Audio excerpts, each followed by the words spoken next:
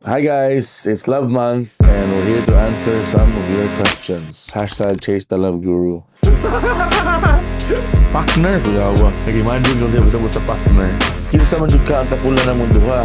Siya nga sige og panugo or ako nga wa ni sugod sa sugo.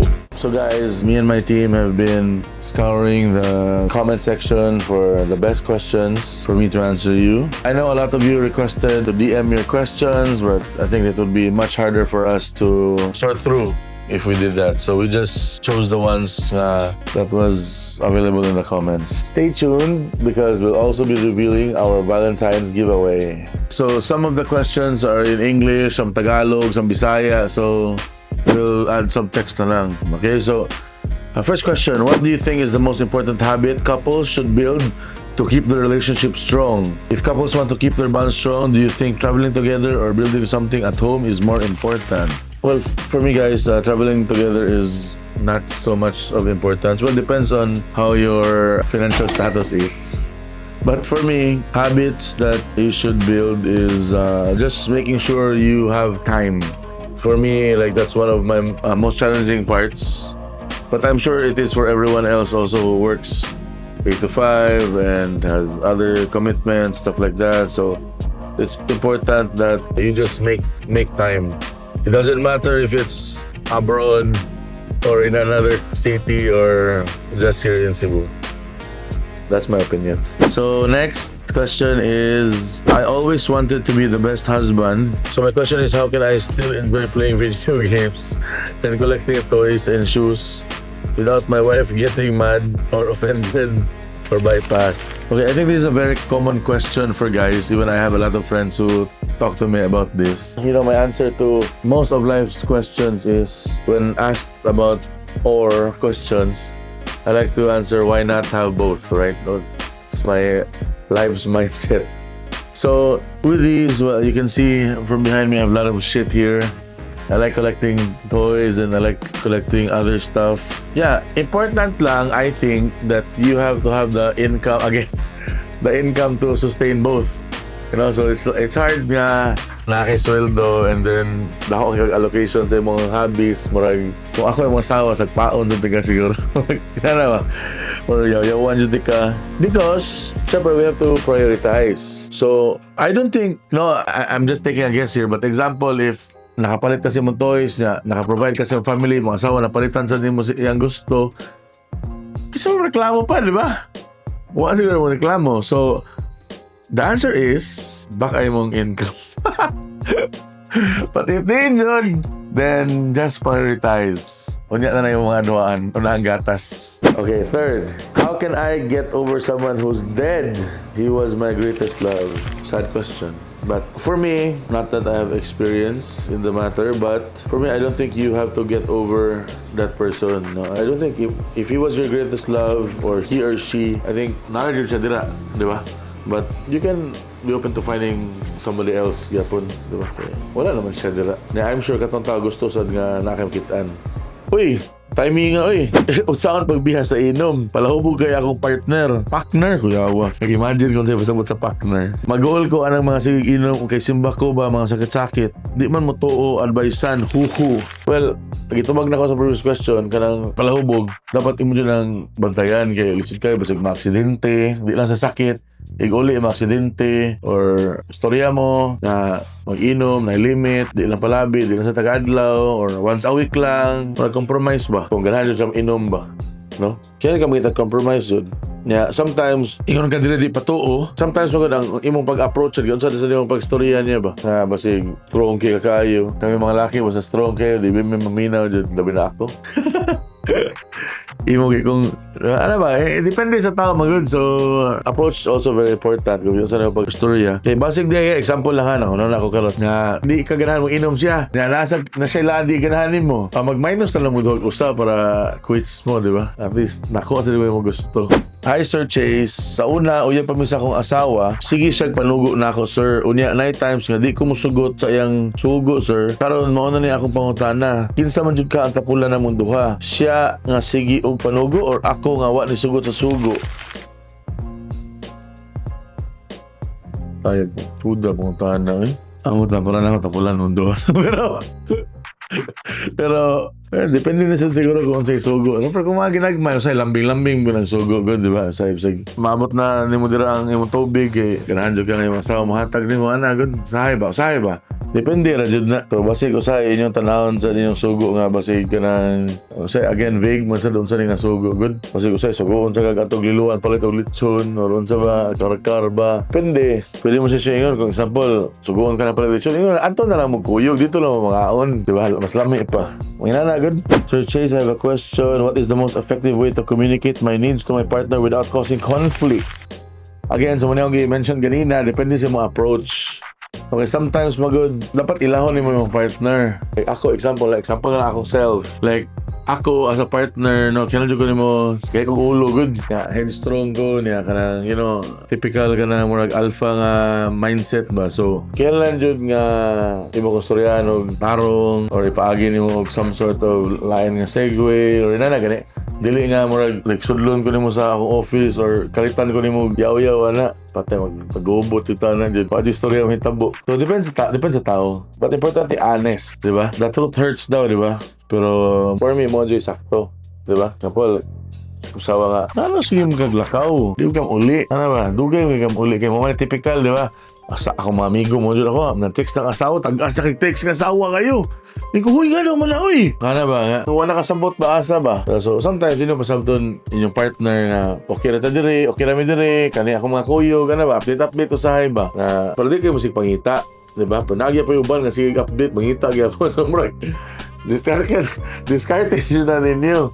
Kung saan na ninyo pagda. Di ba? Like, pwede mo mag-set nga once a week, nadyo kayo for the boys, so it will depend on sa inyong relationship sad. It will depend sa imong status sa relationship, kung unsa inyong type of under mo kasi masawa. Ano ba? Pero, kawan ito ng tao, ako mamigo na minadra, allergic ikog laki nga under sa asawa. Dito pwede mamigo. Pero pwede ka basa sa akong libro. Palong na magawas. Na joke ra. Inside joke na. Anyway, next. Nganong manggod? Ngano low EQ ang mga laki? Is there any way musaka pod na kay di puro ilang hambog ug ego ra ang tas agay? Tinod mga laki medyo taas og ego. Pero tinod sa nga low EQ ang laki. No, pero for me ako something na una lang related to this question, but maybe makatabang sa relationship. Generally ang laki taas og ego kay syempre gusto siya nga siya ang provider sa family and kanang makahatag siya sa inyong gusto or whatever. But importante sa kayo sa inyo pag-treat sa lalaki, di ba? Example, mabuog EQ ang lalaki, di ba? Gets na natin na. Ako I like to think taas ang EQ gamay, pero not as much gyapon sa babae maybe. Sige, ako tubagon mo, ang babae man good, gusto mo nga successful inyong laki. Correct? Yes, correct ka, Sir Chase. In order para ma-successful inyong laki, dapat tagaan niyo siya og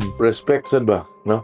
O kanang kabaw ganin siya nga mutuo ka nga mo succeed siya, di ba? So dapat imo siya i-treat that way ba nga successful siya kay. Kung imo siyang buy-buyon per me, imo siya kasampaan per me or pangitaon per me, saan pag-succeed niya?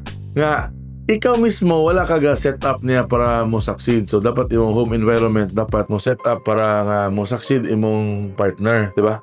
Kay kung imo siya i-treat as lowly kayo dira, kasabaan nimo permi or imong boyboyon, di jud mo succeed ang tao. So na siya. Why is it so hard to let go of somebody who never officially chose you? Why do situationship?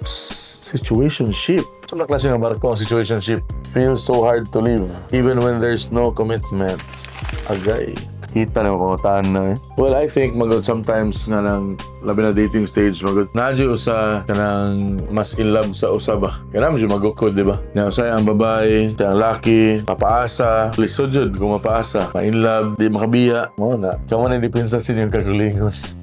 Why do men say they love a girl? Uy, ganahan ko na question. Even if they're not fully over their past. They seem unready to commit and can't fully invest their emotions. When they're together, the girl feels like something's missing because it's never truly felt. I'm just curious. Kana malaki mag I love you. Ayun o, tuuan na dyan. Kami lalaki, sabi ko, di mo bugo. Kabaw may kanang babae, ganahan sa kanang pa-soft-soft na lalaki niya.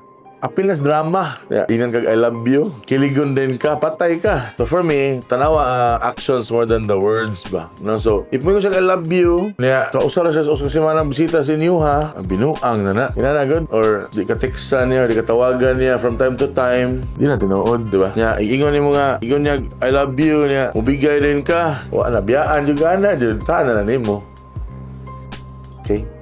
Do I still have a chance to have a man in my life? I'm single mom at the moment. I personally have a friend who prefers single moms, so I don't think that's an issue. I-DM ka, Vanessa.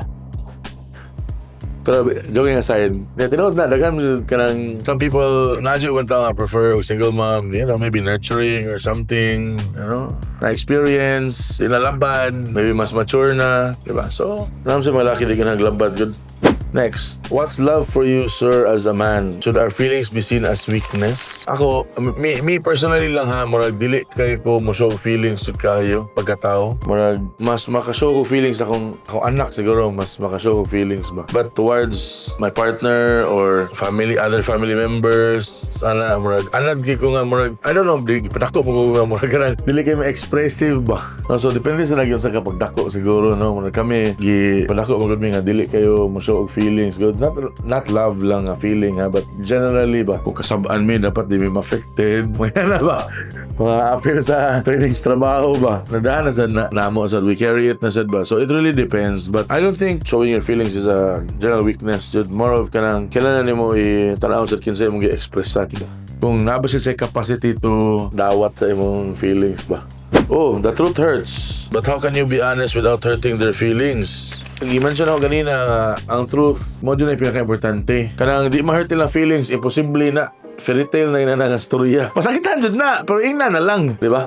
Kaysa dugay-dugay pa, di ba? Okay, backstory. Ako sa una, katong dating phase pa ko, dagan-dagan yung kong na-date niya. Uyab sa una. For me, magod ang babae, murag, di ba, kabaw, agree mo tanan nga na mas time limit ang babae, di ba? Kaya buntis, whatever, shit like that. So, ako, date ako sa una, if di na ganyan ako feel na babae, or tanaw na ako wala na yung future, puprang ako dito. Na di na ta. Di na ako sa dugay-dugayon, or unsa-unsa kay, luo yung sa ang babae, di ba? Kaya, imong padugayon na, kita ka na uman, some people who have 7-year, 5-year relationships niya, mabuwag na di ay kay dugay na kay di ganahan tayo sayang aluyas babae sa no, di ba? Ikaw sa luis sa mo self sang kag oras daghan pag lain makitaan mas may rip the band-aid off diretso ba, di ba nga di na ta ngano di naman kanako wala lang depende bahala ko siya oras son dira basta kabaw lang siya nga di na kaganahan, di ba? Good day, Sir Chase. Will love, relationship, marriage, having your own family become an asset or liability? Para na ako asset yun siya. Diba kay partner nga mo tabang nimo na kay mga anak nimo, diba? So for me asset siya. It will only become a liability if mo enter ka sa marriage or relationship na dili ka ready, diba? So if mo suot like just like anything, kung mo suot ka dili ready ka, palpak na jud, diba? Kaya ko example, kamo sa mong partner wa mo trabaho duha, dagan yung utang, na minyo pa mo, pakamatay na lang mo diba? Murag kanang statement nga, kanang dagan ng istorya, kanang hilig is Pinoy, baka nang bahala nagsaging basta labing, di ba? Kanang may pinaka-binuang dyan dyan.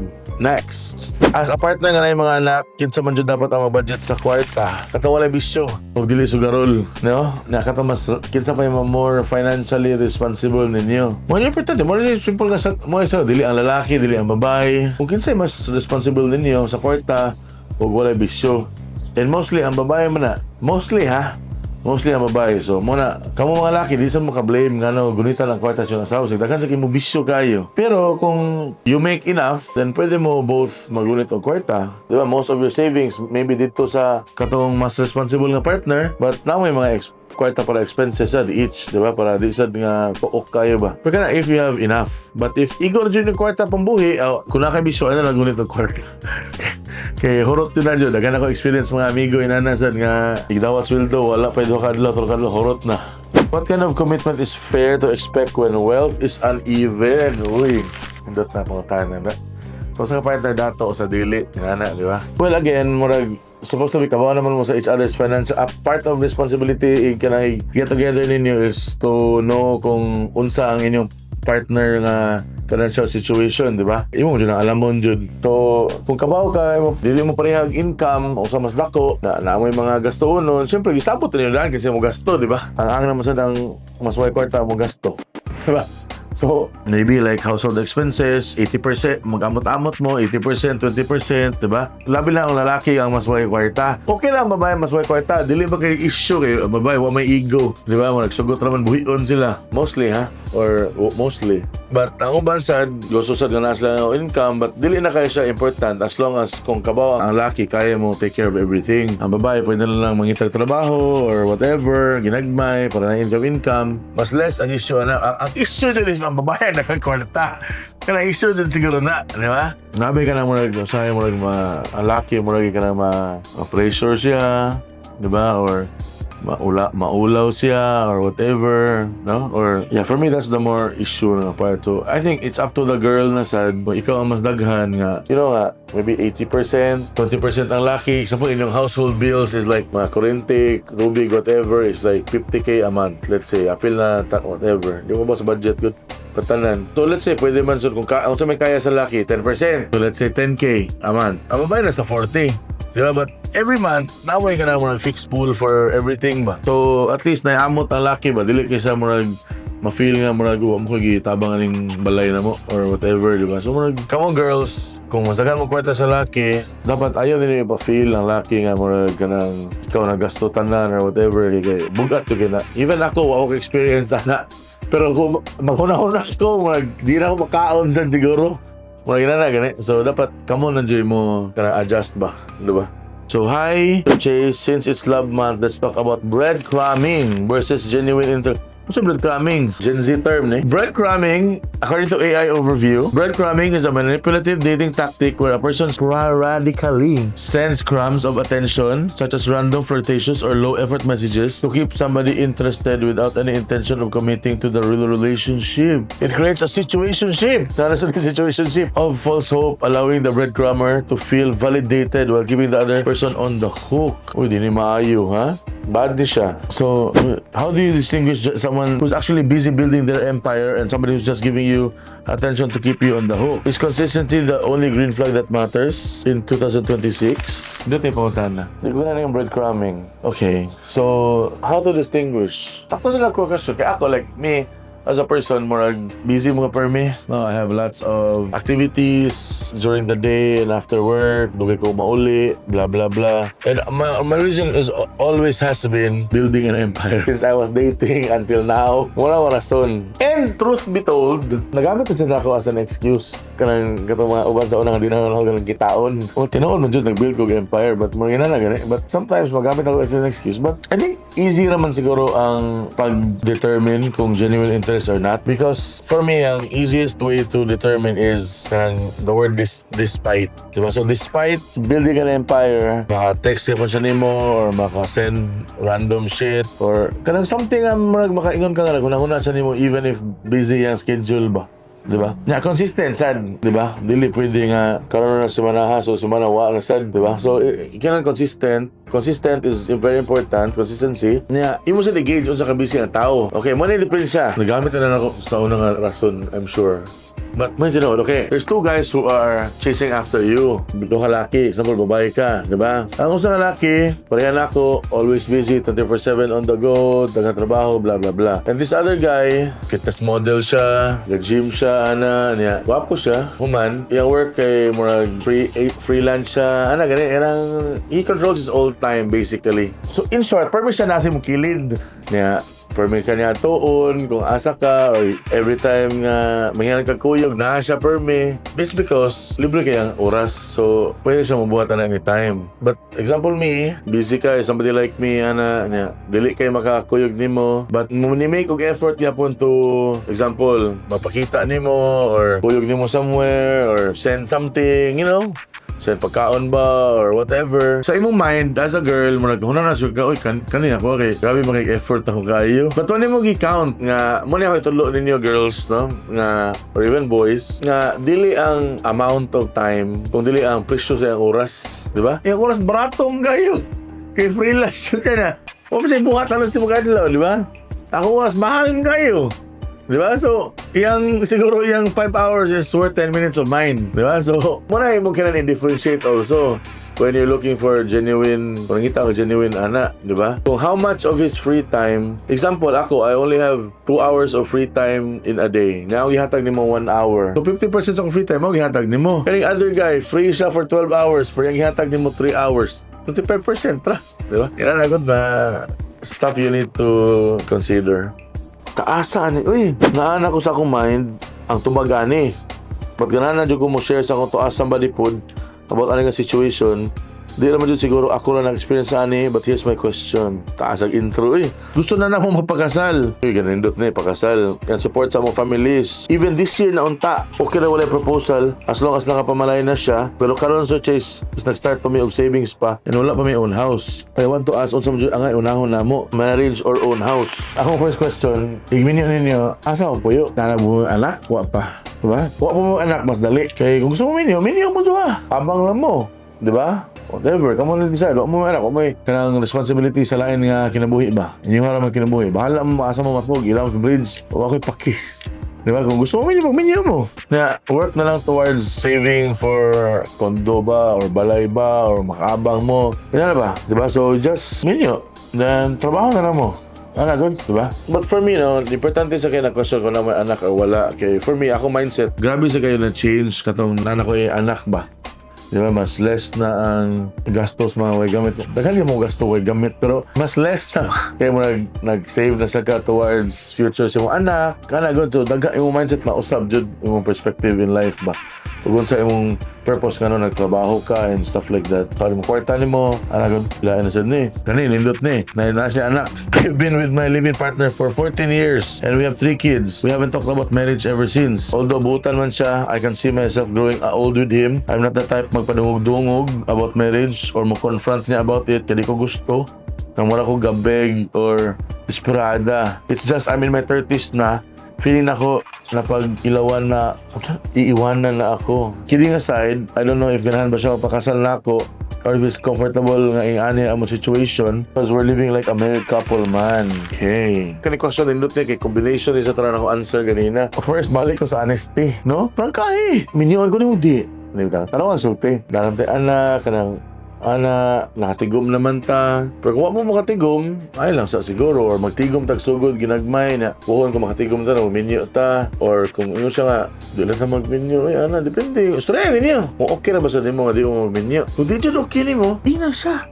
Hindi dyan okay. Pero siyempre, ikaw babae, nakatulog ka anak, dala ka ng situationship, nagamit for 14 years, ikaw lang siya nagbutang sa iyong self na situation. Nagpabuntis ka. Katulog. Saan mo subuwagan na imong partner kaya di siya mag-iminyo mo? Saan na sila mo? Imo na nag-iangkon dapat kay blankan sorry. Sensor. Imo sugod di anadon na lang. Imo na anadon. Muna imo decisions early in life na tinag ko ang decision. Dapat imo na unang how it will affect your future ba? Diba? Di ta pwede mag-desisyon niya. Magmahay tayo kadugay. Kung imo kung sa'yo manabuhat, imo na yung panindigan dyan. Diba? Pero dali alam ni istoryaan ninyo. Kung depende ko ang financial situation, kabaw ko ang babae, ganahan dyan minyoon. Kung gusto nyo ka minyoon niya, wata ka na mabuntis. Hantod minyoon ka niya. Diba? Pero kung nagbubuntis na ka, pasabutan na, okay na ka mag-live-in or whatever na wait and see na lang. So kung wait and see ka, wala siya kay choice kay ito man hadlo kang buwagan kaniya. Nga naman kung minyo ka, di kang buwagan. Parehara magyapon. Diba? So, depende na lang sa inyo sa inyong situation financially. Labi na naman tulog anak. Inyong gastong mga buwak dito, pakaon sa mga tao, pakaon na sa mga bata. Or tigom na lang para sila sa eskwela. Tinawag na storya, di ba? So, move on to this last question. How do I turn our already romantic life into a movie scene with champagne and 5-star suite and a dinner we'll talk about for years? Already romantic. Gusto ka pa ipa-movie scene? Ano na? Suda rin gusto Pero, ay kabalaka kay mag-giveaway ko karon for 5 couples, Valentine's Day Dere. Mechanics unya. But Valentine's for 5 couples para makuha ninyo yung romantic dinner na inyong gusto. But to answer your question, okay man yung usahay ka na romantic ka dinner usahay, nindo to ambience. Once in a while, okay man. Valentine's Day, okay, fine. Sige. Wata ninyo. Appeal mo sa akong giveaway, makadaog mo. Enjoy mo sa Valentine's Day on me. So guys, I hope nalingaw ra mo sa akong honest answers. Kung na offend, pasensya ita. Yung mga tinuod, the truth hurts. So hopefully we can do this again with another topic. Tingnan ko sa comments lang diri sa video kung unsa pay topics inyong gusto na ako i-tackle with ninyo. Unsa pay inyong gusto ipangutanan nako. But for now, it's a wrap and let's go! Valentine's Day!